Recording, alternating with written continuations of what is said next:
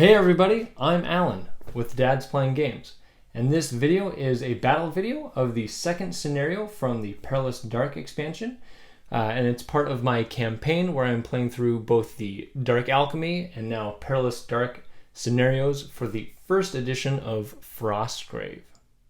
Be sure to check the details below to find a link to the introductory video for the Perilous Dark Expansion, and also in the details you'll find timestamps so you can jump to specific parts of the video.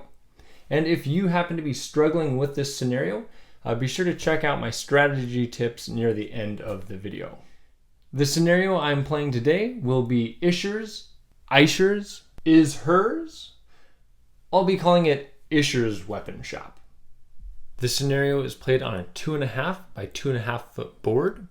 The only way off the board is through a doorway on one side of the table, and the opposite side contains a locked cabinet. 2 switches are placed, one on each side of the cabinet, 8 inches away from it. At the start of any turn, if both switches have warband members that are not in combat adjacent to them, the cabinet opens and 2 treasure tokens are placed in front of it. Figures suffer no move penalty and do not trigger random encounters when picking up treasure in this scenario. For enemies, the scenario calls for gnolls, but I don't have any brick figures that look like hyenas, so I'll be using orcs and an ogre to represent Borak, the boss of the scenario. Each corner of the board has a numbered spawn point, and 2 orc thugs, with the same stats as a hired thug, start at each one. 2 orc knights, the same as a hired knight, start in front of the cabinet.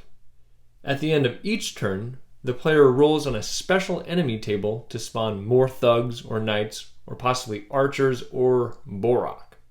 The scenario allows swapping Templars with knights, which I will do a little, and crossbowmen for archers, which I don't end up doing. If Borak hasn't spawned by the end of the 5th round, he is placed at a random spawn point instead of rolling on the spawn table that turn. Whenever a monster is called upon to make a random move, it will instead move toward the middle of the board. One rule I'll point out is since creatures are never called upon to make 2 random moves on the same activation, if a creature does make a move toward the middle instead of a random move, and it still doesn't see one of my figures, they will end their turn as they won't be called upon to make a random move. Now we'll take a look at the state of Eirvathon the Enchanter's Warband, give a brief recap of what the Warband has been up to, and then we'll get into the battle at Isher's Weapon Shop. In Eirvathon's last battle, he passed 2 levels and improved his casting of Strength and Enchanted Arrow. He established a base in an inn, which lets him hire an additional soldier. To get more money, Eirvathon sold the Nimble Walk boots he'd found, as well as the scroll written at the end of the last battle, and used that money to hire a thief, an infantryman, a tracker, and a knight. Story-wise, the base was already established, the treasure wasn't anything useful, and the soldiers were already hired, and if you were watching closely at the start of the last battle, these are the soldiers that were sent off to seek a side entrance into the weapon shop. They joined the ranks with a thug, a warhound, an archer, the treasure hunter who has fought beside Eirvathon since the trip through the alchemical factory, Pierre the swordsman, and the infantry woman who told Eirvathon about Isher's weapon shop, Helga. Eirvathon begins this scenario needing 55 experience points to reach level 10, and with 15 gold crowns in his vault. Having barely managed their way into the famed weapon shop, past some large constructs and a swarm of vaporous snakes, the remains of the warband worked quickly to board up the entrance and keep their adversaries out. So focused on their task, they only now noticed the sound of voices, rustling, and metal clanking. Going to investigate, they found the detachment of soldiers that were sent to find an alternate route into the shop. And these soldiers were busy equipping themselves with various weapons and armor they'd found. A few moments later, some of the warband members from the battle outside managed to make it to the alternate doorway, fleeing with just minor injuries, but not everyone made it. The soldier who led the warband to the shop said there was supposed to be a cabinet with a special locking mechanism keeping it shut. Eirvathon saw what appeared to be the cabinet on the other side of the building, but they'd have to figure out how to get into it. Before they could move toward it, though, they heard some gibbering voices and grunts coming from various parts of the large room, and they realized a colony of orcs must have made their home beneath the weapon shop. My board is set up. Since my table is a 32 by 32 inch board, I've put a border around part of it to close it off into a 2.5 by 2.5 foot space. Over here will be the Warband's deployment zone at this side entrance. They have to make it down here to the cabinet that is defended by a Templar and a Knight. And over on each side we have the buttons that have to be pushed essentially to unlock the cabinet. In each corner we have our spawn points with 2 orc thugs down there also, and then in these sides closest to me. A couple notes about my battlefield. There are 2 piles of rubble there that count as rough terrain. All these scattered weapons and armor is just there for decorations and won't slow anyone down. I've randomly determined I will be using the gray die this battle, and the enemies will always be using the purple die, and hopefully they roll as bad as I did when I used that die last. We'll cast our out-of-game spells, starting with Brew Potion. Eirvathon casts on a 14. Failure, and Jadis with a -2. 14, success. He will brew a explosive cocktail. Next up, we'll do Reveal a Secret. Eirvathon on a 16. Hey, success, their first Reveal a Secret. And the Warband can only have one of those, so Jadis cannot attempt it. Now, Eirvathon will attempt Enchanted Soldier on a 12. Success, and they can also only have one of those, so for the Enchanted Soldier spell, normally Raise Zombie, since the spellcasters essentially just gather things from the board to create their soldiers, the board has a number of these little statues around the board, so they will be animating one of those essentially to temporarily join their warband. The warband is set up here within 4 inches of this doorway. We've got Eirvathon the Enchanter, the Apprentice Jadis. Over here we have Pierre the Treasure Hunter, their new Thief, their new Tracker, their Archer, their Warhound, their Thug, their new Knight, their new Infantryman, Helga the Infantry Woman, and their Enchanted Soldier. And Pierre has that explosive cocktail. And then over here we have the treasure that I got to place because I cast Reveal Secret. That has to be placed within 6 inches of the deployment zone. For their strategy, their plan is to head off this direction and try to come somewhere over here to eventually get to those buttons to activate the cabinet, and then from that point just figure out which is the quickest way to get off the board without getting swarmed. To start out, Eirvathon is going to activate with the Enchanted Soldier, the Thug, and Pierre. And to start out, Pierre is going to launch that explosive cocktail over here at these 2 guys. They're just within 12 inches to get right here. So first we'll fire at the axe one, then at the spear one. +3 shooting attack against +2 for the Axeman. A 7 against a 16 is a miss, and against the spear guy,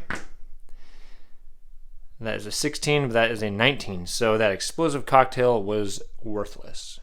Then he will move 7 move units to here. Next, the Enchanted Soldier will run over here. And for the Thug, he will double move to there. Then Eirvathon will cast Strength on Helga the Infantry Woman, casting on an 8. 10, success. Then he will run over here. Jadis will activate by himself. Moving to there, then he will cast Strength on the other infantryman. On an 8 with a -2. That's a 3. He failed by 5. He takes 1 damage. For the creature phase, we'll start with the orcs that cannot see any of my soldiers. All of them can see at least one of my soldiers, with the exception of that orc there and this orc here. So normally they do a random move, but instead they'll move towards the center on their first move. I'll put him here. And from there, since he still cannot see any of my soldiers, his turn is ended. He does not make another random move, which means he will not move closer to the middle. This orc here will also move towards the middle for his first random move. And from there, he can still not see any of my soldiers, so his turn is done. Next, I'll have these two soldiers move towards mine. And I'll move there on double moves. This orc will double move here. Over here, this orc can see my thug. On a double move, he can snap into combat. And this orc can see my enchanted soldier. And then from there, he can see my thug and will snap into combat there. Being sure to stay more than an inch away from him so he won't snap into combat. I should have moved these guys first because they have more health, but he will double move this way because he could see my thug. And he will double move this way because he can see Jadis down there. For my soldier phase, my thief will run over here. On a double move, engage this orc. My infantryman on a single move can snap into combat with this orc. The thug cannot add support because he is double engaged, but the thief can. It gives me a +5 against +2. I got a 23 against 5. That is 13 damage +2 for the double-handed weapon. One orc down. What a mess. Next, my warhound will run over, slide into combat here, and engage that orc. Then Helga can just barely snap into combat. She'll just stand on this, she'll stand next to this orc. And she will now attack with double support. She is a +5 because of strength, then +9 total with support. Against +2. And 28 to 3. That is another very dead orc. My knight will double move into this little opening. Over here, my tracker will fire an arrow at this orc. +2 versus +2. It got a 17, I got a 7, that's a miss. Then he will run over here. And the archer will have him fire at the bald orc there. +2 versus +2. 19 against 3. That's a hit. That is 9 damage on that orc. Then he will join his team. End of the round, we'll spawn an enemy. 13. 13 spawned an orc archer and an orc thug at spawn point number 1. Eirvathon will activate with just the enchanted soldier, and we'll start by having the enchanted soldier do a double move to there. Then Eirvathon will move over here, and he will cast Strength on Pierre on an 8. All right, the treasure hunter is powered up. Jadis will activate with the knight, and the knight will move up on a double move to right there. Jadis will then cast Strength on the knight on an 8 with a -2. Successful that time. Then he will move over here. I'll remember to move these two first, starting with him. He will double move to right there. The knight can only see my enchanted soldier at the moment, so he will move this way. Double move to right there. Next, we'll have this archer fire at my enchanted soldier. The enchanted soldier has light cover since he's up against that and almost halfway covered. And there's one piece of intervening terrain, so he gets a +3 to his roll against a +2 shoot. Shot fails. Ranged soldiers stay where they are after shooting, so next we'll do random movements. So this guy here will move towards the center, putting him over here. From there, he can see my tracker down there, so he will move this way.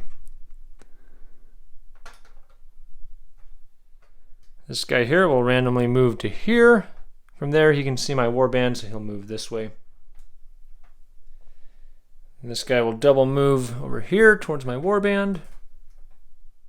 And just realize this new thug cannot see anybody, so he will move over to here and block his line of sight, and his turn is done. And these two will both move over. Double moving to right there, not quite close enough to snap into combat. And last, this orc will run up and engage my enchanted soldier on a double move. Next, my thief will double move, making sure to stay away from that Templar. He'll snap into combat with that orc. Pierre, on a single move, can run up here and snap into combat with this orc. And attack with double support. It's a total of +10 against +2. 19 against 21. That is a dead orc.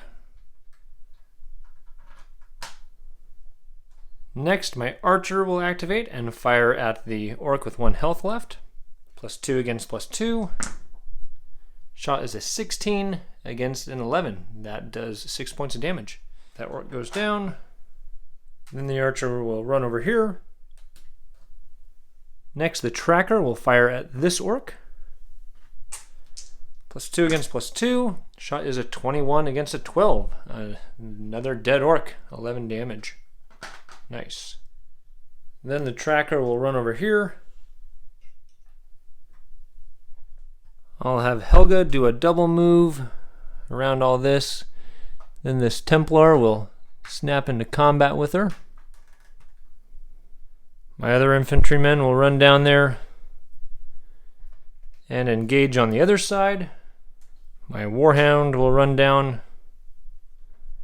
and engage from behind. And last, my Thug can snap into combat on a single move and attack with support of 3 soldiers. My Thug is a +8 against +4. Alright, I got a 23 against 8. That is a hit against 12 armor. So that is 11 damage. So close. So far, my strategy is going as planned. Let's see if I can keep up the good fortune. See what spawns. 14. 14 is another Thug and Archer at spawn point number 2 this time. I'll activate Eirvathon with the Thief, the Thug, and Helga, who's just within 3 movement units. I'll start by having Eirvathon move down here. And from there, he is going to attempt to fire an enchanted arrow at that Orc Thug. Casts on a 10. Failure by 9. He takes 1 damage. Next, Helga will attack this Templar. She's +5, supported by 3 soldiers, so +11. Against +4. She gets a 17 against 20.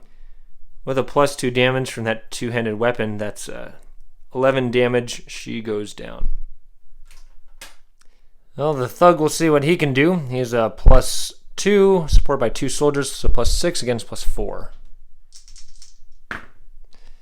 15 against 23.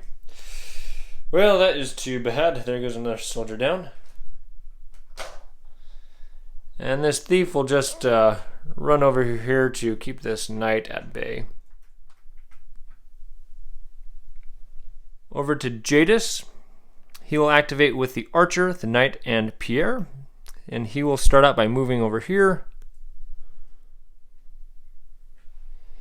And he will try an Elemental Bolt on that Orc Thug. Cast on a 10 with a -2. 10. Alright, that's successful. It's a +8 against +2. Shot of 16 against 11. That is 6 damage on that Orc Thug. Now the Archer will run up and do a similar thing. He'll fire an arrow. He did move, and there's 1 piece of intervening terrain. I'm at +2 shoot against +4 fight. 13, that is 3 damage to 9. So he's down to 1 health.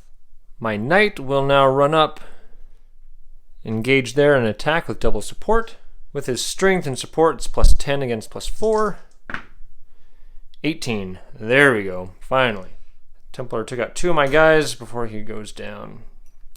And now the treasure hunter will, on a single move, snap into combat and attack. With strength and support, it's a +8 against +4. 12 to 18. That is 7 damage on my treasure hunter. For the creature phase, we will start by having this knight activate because he's got the most health, and he will target Pierre, who only has 5 health points left. I'm a +8 against +4. 15 to 8. I win. That is 2 damage on the knight. Next, we'll have this archer go. He can see this melee, but he might shoot one of his own guys. But he can also see my enchanted soldier, who's about halfway covered, so that's who he'll fire at. There's one piece of intervening terrain, so I'm at a +3 against +2.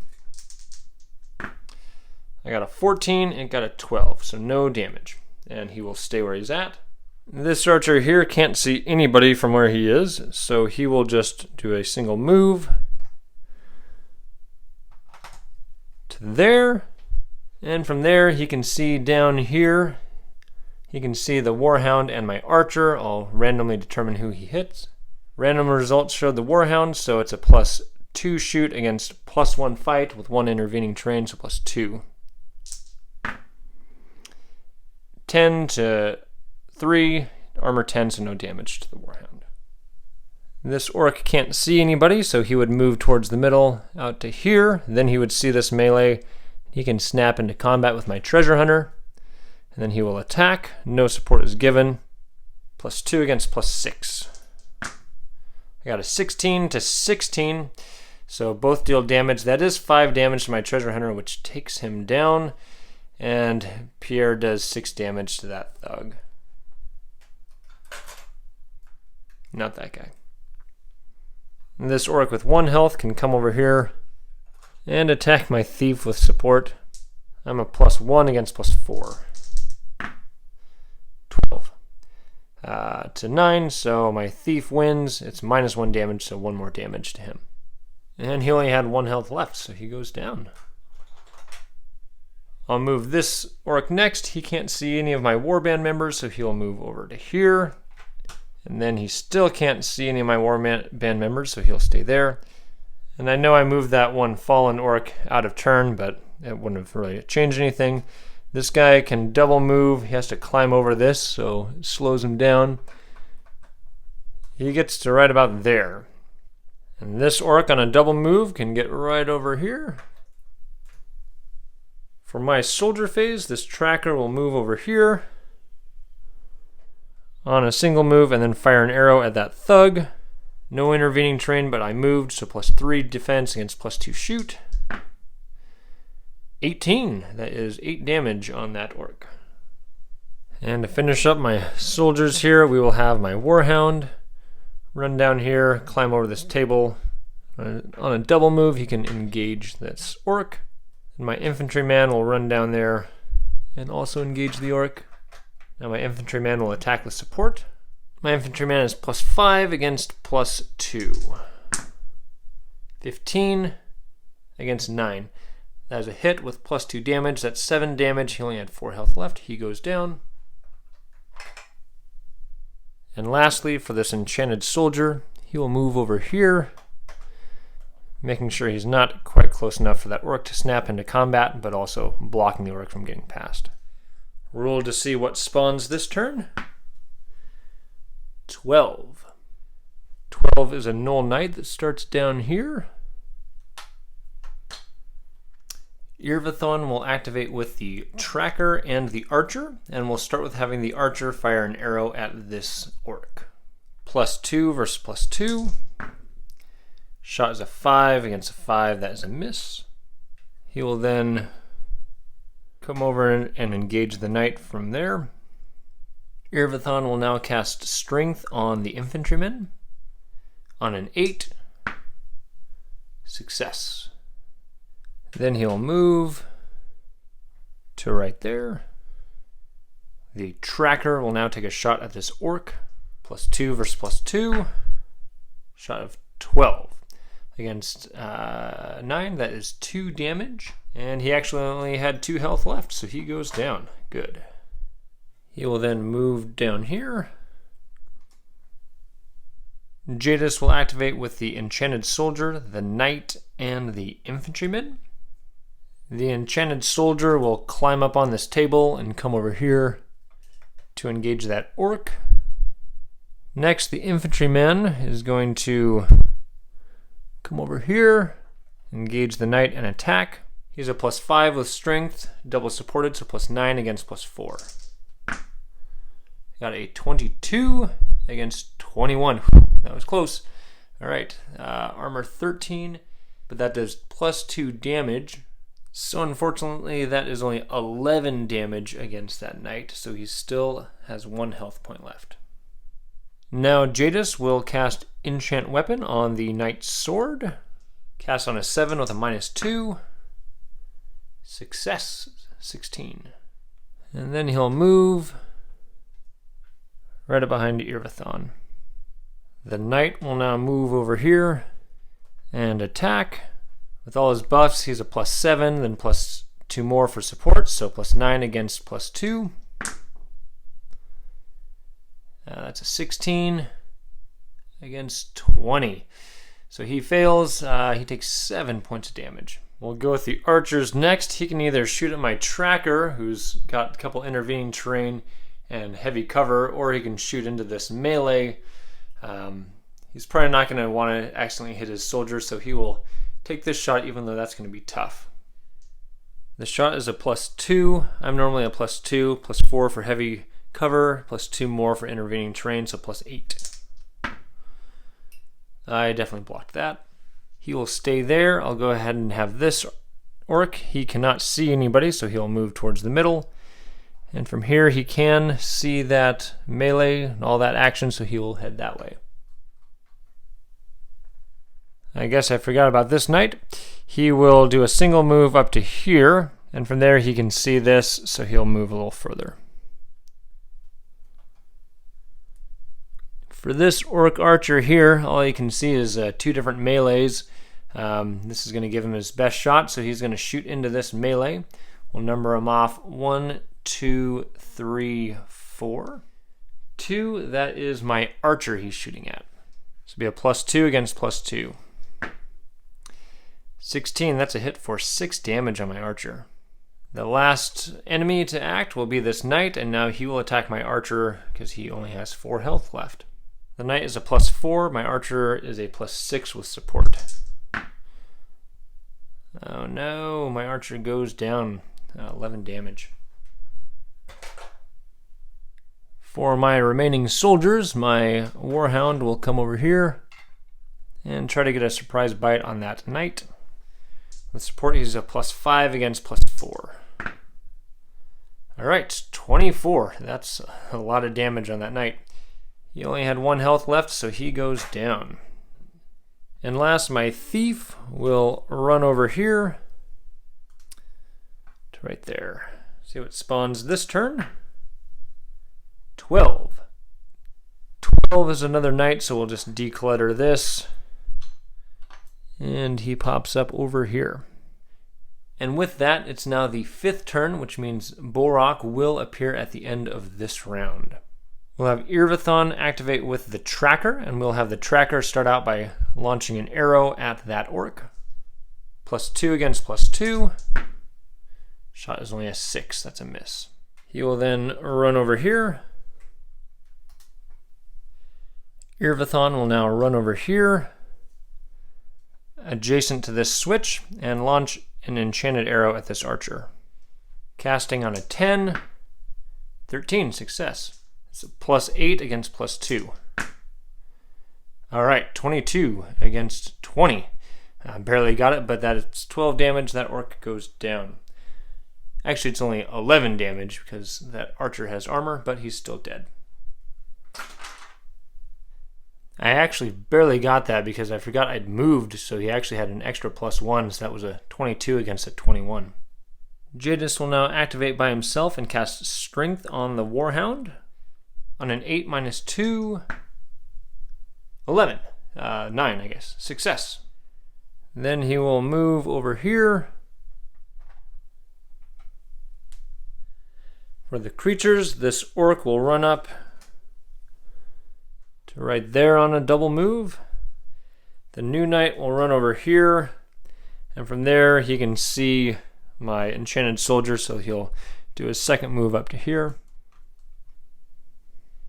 Next we'll have this orc thug attack my badly injured knight. He's down to 1 health.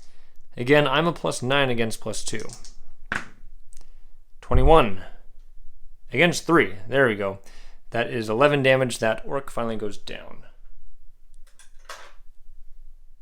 This archer can see my enchanted soldier, and there's just one piece of intervening terrain there. It gives me a +1 against +2 shoot.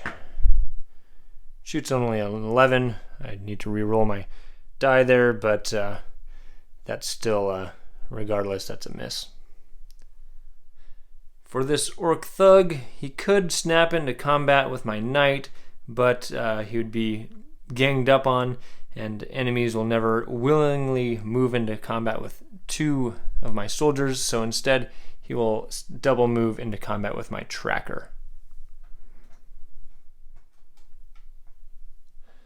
For my soldier phase, we'll start with my infantryman running down here and snapping into combat and attacking with support. With his strength, he is a +7 against +2. I got an 18 against 13, and that's +2 damage, so that is 10 damage on that orc.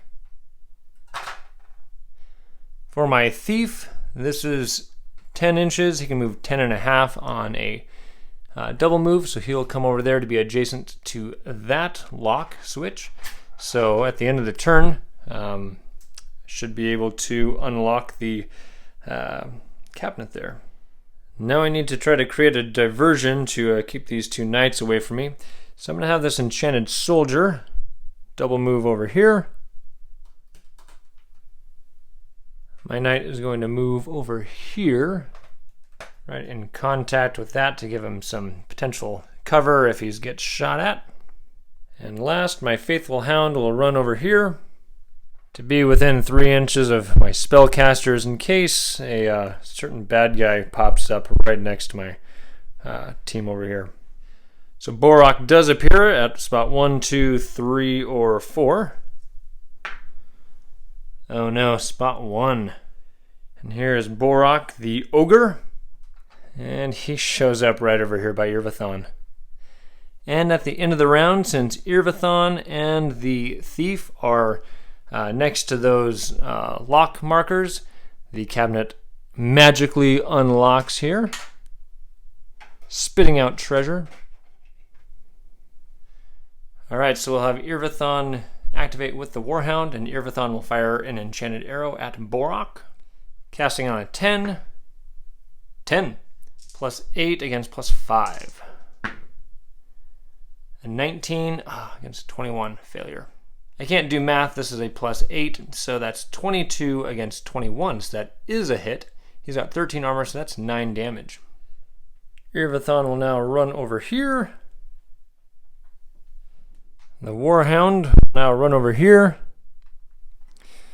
blocking Borak's ability to get past to any of the other soldiers. And it is Borak's turn. He activates before the apprentice phase, so he will come up here and attack my strengthened Warhound. Borak's a +5 against +3. Hey, alright, my Warhound just got a 20 against a 17. That is 7 damage on Borak. And Borak actually only had 7 health left, so my Warhound actually just took out Borak. How about that? Over here, Jadis will activate by himself, moving right over here. Then he will cast Enchant Weapon on the tracker's bow. Casting on a 7 with a -2. It's a 6, so total of 4. He'll empower that for 3 to make that succeed. Over to these 2 knights for the creature phase. This knight can just barely double move, snap into combat here. And this knight can single move, snap into combat. Attack with support. The Orc Knight is a +6 against +0. Critical hit. Yeah, he goes into pieces with that. one destroyed enchanted soldier. The only other enemy on the board is this archer, who will fire an arrow at my thief. There is one piece of intervening terrain. It gives me a +2 against +2. And I block that with a 19. For my soldiers, this thief is just close enough to come over here on a single move and pick up this treasure. My tracker will come over here and pick up this treasure. And treasures do not cause random encounters, and they do not hinder movement in this scenario. And since I don't want that archer moving somewhere where he can shoot one of my treasure carriers or a spellcaster, I'm going to move this knight right over here so that the archer still sees him, but now these knights over here can no longer see him. End of the round, monster spawn. 3. So 2 orc thugs appear. I'm running out of orcs, so they will show up over here. I keep setting this knight up to take archers, but I'm going to do something different here. I'm going to bring Eirvathon over here. He can be totally seen by that archer, but not by these knights, luckily. And he's going to fire an enchanted arrow at that archer. Casting on a 10. 12, success. +8 against +2. It's a 23 to 7. Nice. 12 damage. This archer goes down. Jadis will move over to here. Then he will cast Enchant Weapon on the infantryman's axe. On a 7 with a -2. It's a 0. He will let that fail. He takes 1 point of damage. For the creature phase, both these knights can see my Warhound down there. So they would move this way a single move, then they would see Jadis, and so they'll head off that way.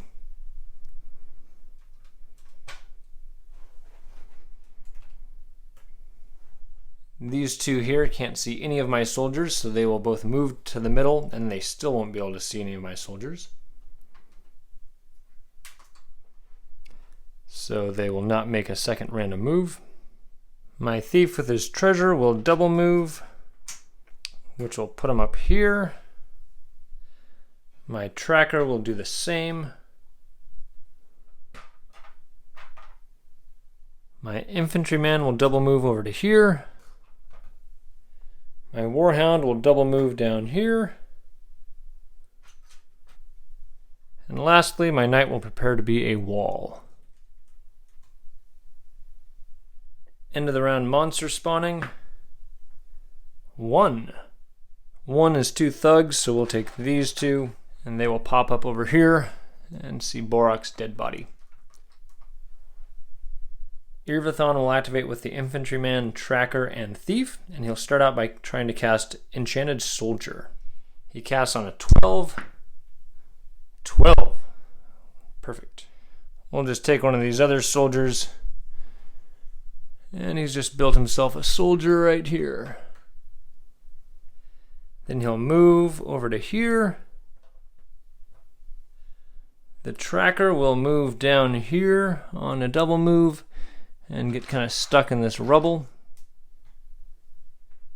And the thief will move up next to him.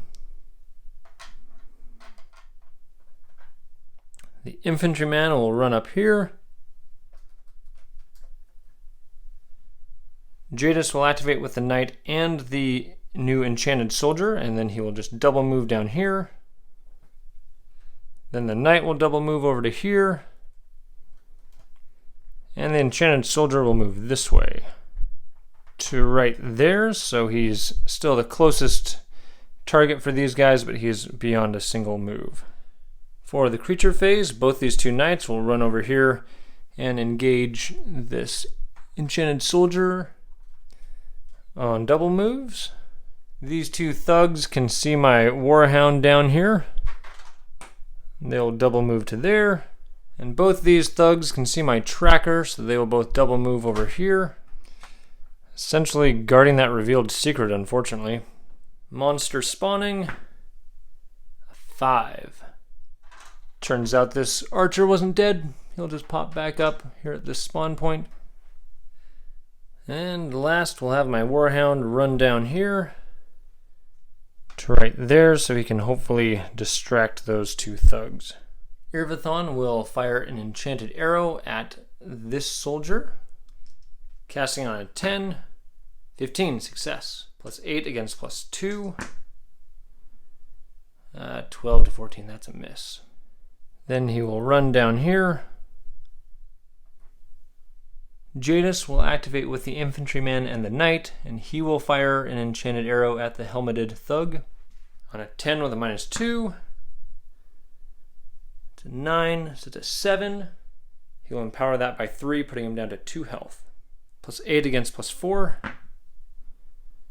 Blast, another miss. Then he will run down here, get into this rubble a little bit. My knight will come down here, double move into combat with this thug. My infantryman will come down, and on a single move he can snap into combat, and he will attack. Plus 5 against plus 2. 6 to 4. So I win, but no damage. For the creatures, starting with the gray helmeted knight, he will attack my enchanted soldier. Plus 4 against plus 0, actually plus 6. He got a 10 to my 9, so he wins, but no damage against my 12 armor. The other one will attack, same thing, plus 6. That's an 11 to a 16. I actually deal 3 damage to that armored orc. We'll have these two move next. They will charge after my warhound, putting them right there. This archer can only see my knight down there, so we'll have him activate later after he sees what happens here. We'll go ahead and have this orc attack my knight. I'm a plus 7 with all the enchantments against plus 2. I got an 18 to 15, so I deal 8 damage to that thug. And now this one will attack my infantryman. Plus 5 against plus 2. I got a 16, but it got a 20. That is 10 damage on my infantryman. Sorry, that's 9 damage. Luckily he's got armor. He's still alive with 1 health. So he is out of range, so this archer will move up here. He moved. There are 2 pieces of terrain, and he's shooting into a melee. Odd, he shoots my guy, even his own. He shoots at me. I'd normally be a plus 7, but the intervening terrain and movement gives it a 10 against plus 2. Got a 14 against 8. That is a miss. All of the orcs have gone, so on to my soldier phase. My warhound will run down here, so he can still be seen and hopefully no monsters spawn from there. My tracker is now going to be risky and shoot into this melee. Odd will be my own guy he hits. Even, good, he shoots at the orc. There's 1 intervening figure, so the orc has a plus 3 against my plus 2 shoot. Oh, blast, so close. He will then move over right by the door. My thief will move out the door, securing the first treasure. And my enchanted soldier will do nothing, just stay in combat. Now we'll see what spawns. 5. So another archer spawns down there for the 2nd turn in a row. Over here, Eirvathon will cast Enchant Weapon on the infantryman's axe on a 7. Alright, finally got that. Then he will run over and engage this orc here. Moving to Jadis, he will activate with the infantryman, and he will cast Strength on Jadis, casting on 8 with a -2. Success. Then he will run over and also engage the helmeted orc. Now for the infantryman, who's enchanted up to fight plus 6 and double supported, will attack. Plus 10 against plus 2. 17 against 7, that is a hit. It's a plus 2 weapon, that is only 9 damage, so the orc is still alive. For the enemy, once again, we'll start with the gray helmeted knight. It's a plus 6 against plus 0. It gets a 24. Oh, but I got a critical hit. So that's an automatic hit. That's a +0, so that would be 7 times 2, 14 damage. Way to go, Enchanted Soldier, taking out a knight. And now the other knight, who's down to 9 health, will attack. This time only a +4 against +0. That is 18. That is 0. That is 6 damage. And that is unfortunately just enough to take that soldier out. He will then do a single move over to here. For these archers, this archer can once again see my knight, so he will fire into the melee of the knight and the hooded orc. Odd, he shoots at my guy. Nope, he's shooting at the orc. There are 2 pieces of intervening terrain, so shoot +4 against defense of +2 for this orc. Actually, it's a +2 to the shoot, +4 for the defender. But that's a 20 against a 16, so he just took out his own orc with that. This new archer can also see my knight. He will run over here. And from there, he will shoot at my knight with 2 intervening terrain. He moved in 2 intervening terrain, so it gives me a +10 against +2 shoot. I got a 26, so I defend that. And lastly, these 2 orcs will run up to right there. And actually not quite last, because we do have this one orc in this melee. This orc will attack my infantryman because he only has 1 health point left. And my infantryman is double supported. He has a total of +10 to +2. I got a 14, but it got a 21. My infantryman goes down. For my soldier phase, my knight will run over here. He will attack. He's normally a +7, double supported, +11 against +2. All right, we got a 26 against 21, so that is a very dead orc. And to make sure these 2 orc thugs don't come towards my escaping warband, this warhound is going to possibly take one for the team and attack. With strength, he's +3 against +2. That is a 20 against a 5. So that dog takes a bite out of that orc and takes him down. End of the round, let's see what spawns. 3, some more thugs. Take some thugs from down here. They will pop up in this corner, which could be problematic. All right, Eirvathon will use his action to pick up this treasure, and then he will run to the other side of this table and end his turn there. Jadis is down to 2 health, so I don't want to risk any failed spells, so he'll just run over here on a double move. For the creature phase, these 2 will run over here.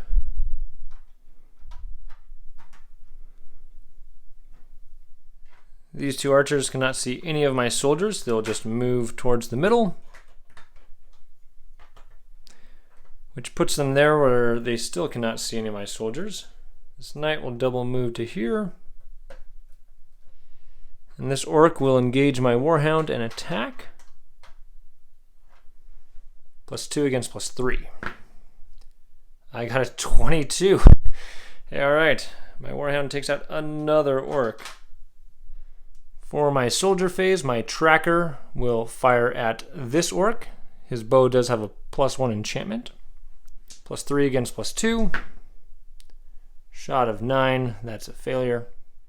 My knight will lumber around here on a double move to right here. I really thought I'd have to leave this warhound behind even after defeating Barok, but he took out both those orcs, so he can double move clear down here.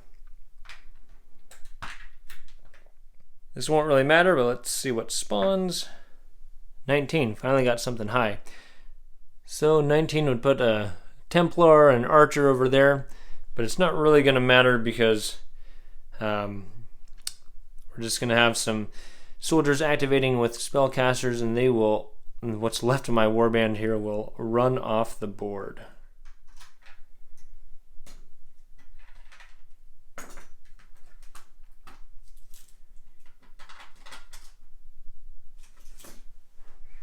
So 6 soldiers made it off the board with 3 treasures, and now we need to find out the fate of these fallen soldiers. Starting with the thug, he is fine. The archer, he is fine. The infantryman, spinning around, he is fine. Helga, the infantry woman, oh, she dies. And Pierre, the treasure hunter, he is fine. So unfortunately, they lost the soldier who told them about this weapon shop. With these 3 treasures I found, this scenario lets me use one of these to acquire the Sword of Wounding and Healing, and so I will do that. I will not bother with the vampiric crossbow, as none of my soldiers have, or do I plan to have any crossbow wielding soldiers. And then I'm always going to roll 1 on the Perilous Dark treasure table, and that is a 7. That is a horned helmet. I'm actually going to go ahead and use my last treasure to also roll in the Perilous Dark table. A 5. And that is a circlet of the serpent. In addition to those items, for experience points, the spellcasters cast 16 spells for 160. They opened the cabinet for 40, defeated Borok for 40, retrieved 3 treasures for 60, and 6 figures escaped through the doorway for 120, for a total of 420 experience points. I think my warband got lucky in this battle. I had pretty good rolls the entire game, except for that one turn when I lost Helga, Pierre, and a thug. I was especially fortunate with my enemy spawns. Borok didn't appear till turn 5, which is the last turn he can appear, and I didn't roll any of the high knight and archer combinations until the very last turn when I was basically out of the door anyway. And it seemed like where most of the monsters spawned was really convenient to where my warband was at the time. My warhound in this battle was an absolute beast. It took out a knight, got the finishing blow on Borok, and towards the end, when I planned to just sacrifice him to keep some thugs at bay, killed 2 orc thugs, and then he made it off the board alive. Also in this battle, my enchanted soldiers once again were amazing at keeping the enemy at bay. That second enchanted soldier I had actually got that critical hit on a knight, and so they were quite useful. But even with all those good rolls, this was still an extremely difficult battle. This was actually my second attempt playing it. My first time I used basically the same strategy. Borok appeared on the end of the first turn and I killed him right away, but then after that all my rolls went negative and I ended up with just a few soldiers left on the board and about 4 orcs coming after my spellcasters, so I just called it a game at that point. My win saw 5 of my soldiers fall in combat. Luckily only one of those was permanently killed, but I had to fight my way through.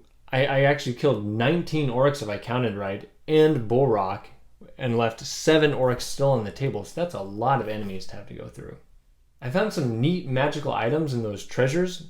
However, I need some gold crowns to upgrade my soldiers, so I'm probably going to end up having to sell all of that loot that I found. I did gain a fair amount of experience points though. For strategy tips, starting with how to fight against Borok, just light him up with any ranged attacks you have. Since he's a large creature, all large creatures get a -2 to their fight roll against any shooting attack, so ranged attacks work well against him. With that, keep in mind that with his fight of +5, he activates between your wizard phase and your apprentice phase. So try to keep your archers around your wizard so that when he does appear, you can activate those archers with your wizard to fire those arrows at him as soon as he hits the table. A general strategy for any of the Perilous Dark scenarios is to know how your enemies will activate and move. I like to keep my soldiers just out of reach for the enemy to single move into combat, forcing them to double move and then not be able to attack, which then allows me to swarm that enemy with multiple soldiers. Which brings me to a second tip, which is to not split your party. Keep your warband together as much as possible. It's tempting to go off in different directions, but keeping them together allows you to support each other and keep your soldiers from getting cornered somewhere on the battlefield. And if all else fails, get yourself a weighted die, because having the dice swing in your favor is almost necessary to beat some of these scenarios. So let me know in the comments below what your experiences have been with Isher's Weapon Shop, or if you pronounce Isher a different way. And if you have any strategy tips that could help another viewer that might be struggling with this scenario, leave those in the comments as well. And be sure to check out the video for the next battle, the Dog Days. We want to thank you for watching. If you enjoyed this video, feel free to add a like or a comment below, or subscribe so you can keep up with all the content we're releasing. And with that, I'm Alan with Dad's Playing Games, and we'll see you on the next video.